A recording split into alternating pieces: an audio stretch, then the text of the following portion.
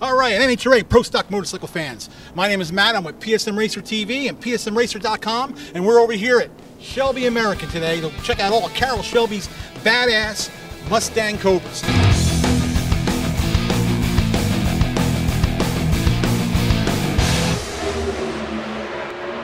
So come along with us and all the rest of your favorite Pro Stock motorcycle racers and see what we got in store for you today. Let's go. Hey guys, what we got here is one of our customers lives in Iowa, and he brought his car in. We actually put the whole Super Snake package, brand new car, polished Whipple supercharger, 3.4 liter. We added, in addition to the Super Snake package, which have you talked about it at all? A little. So it's okay. It's got the obviously the hood, the carbon fiber rockers, and front splitter, and all those kind of things. 3.4 liter blower on the 5.4 liter engine. So you're about 330 cubic inches. I brought it back in. We put long tube headers on it, some catalytic converters so it still passes smog. Wow. So it's actually a pretty cool package, and it'll still make over 700 horses on the dyno at the rear wheels. Not too bad out of 330 cubes. I know you guys race bikes. You got small engine, big power, but for a 50 state emissions legal car, that's pretty strong for us. This is Gil Navarez. He runs the Speed Center, and Gary Davis, he's Vice President of Manufacturing. So, hey guys, one of my counterparts. So, Gil, we'd love to have you here. The result that you see here in those cars up front is because of Gary's team that puts them all together. He makes it happen. I do the sales and some of the marketing. Gary assists on a lot of the other pieces here. We all have several hats, but Gary and his team, they're the guys in that other shop and this shop here that make it all happen. And Gil keeps these guys on task. And you can see over here, well, that's a brand new car, believe it or not, that came in with no miles on it. So you just spent $53,000 for your 2011 GT500, and that's where we're at with it. So that's just an example.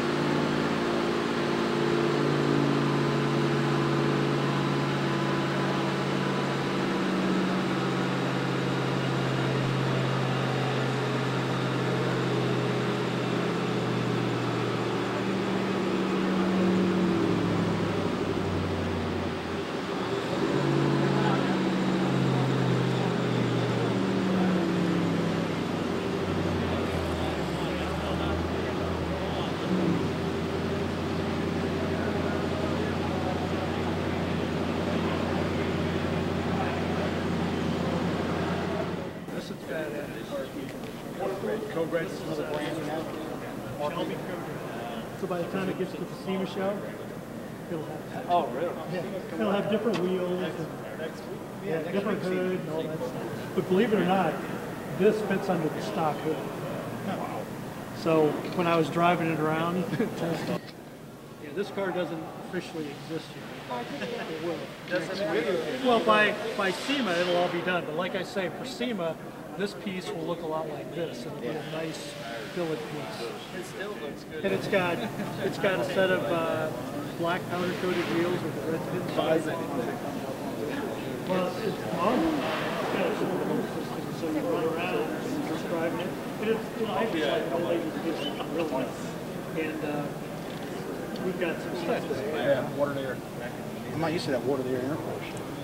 What do you have, a tank and a trunk for ice or whatever? Well, you could, but we don't on this one. This one's actually got, if you look, we took a lot of the bumper support out of it. That's a big tank. Is it already out or something? This is brand new. Brand new. Nobody's seen this. Oh yeah, that's No good. pictures, man. No Oh, you pictures. can take it.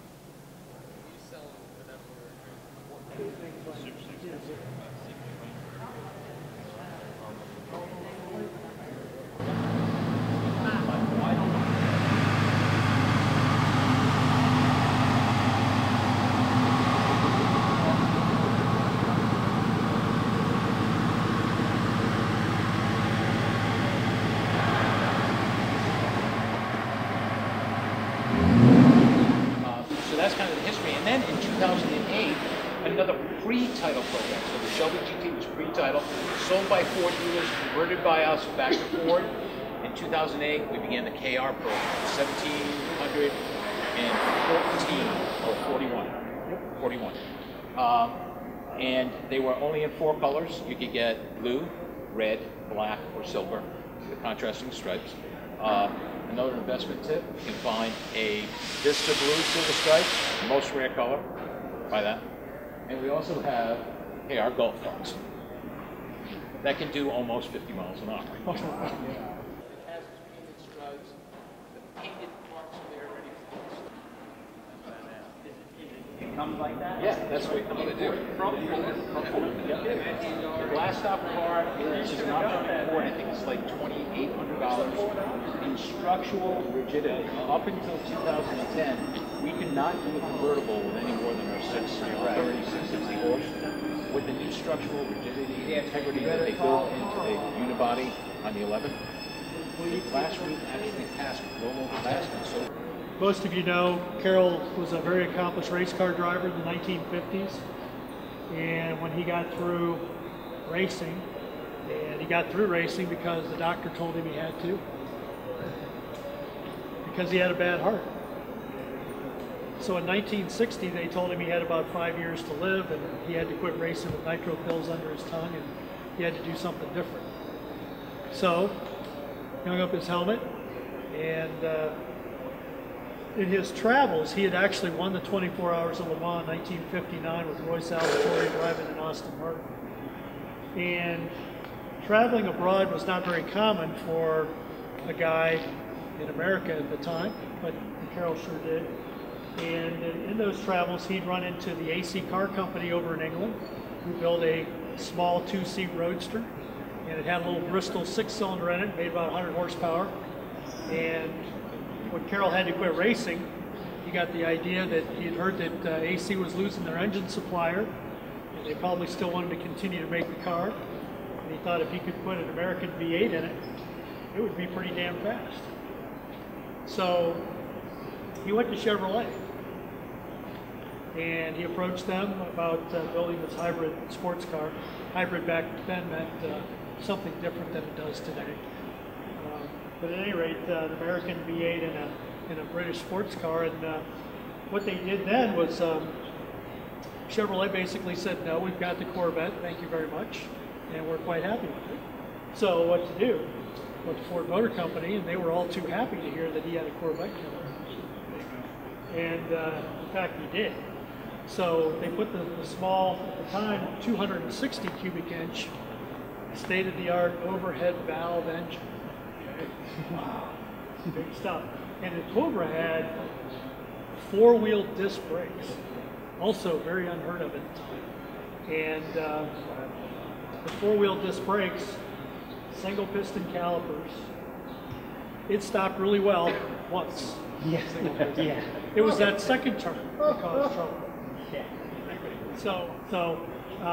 But the Cobras, you know, you got to remember in that time period, in the early 60s, an American car typically weighed 5,000 pounds or more.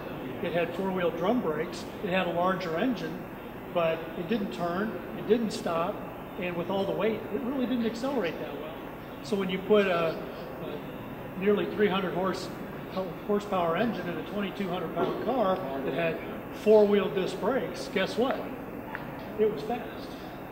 So Carroll, with all his media connections, because of his race car driver, he started inviting media guys out to drive the car. What they found was the car was very fast. So Carroll had one car, and we'll see that car here in a little bit.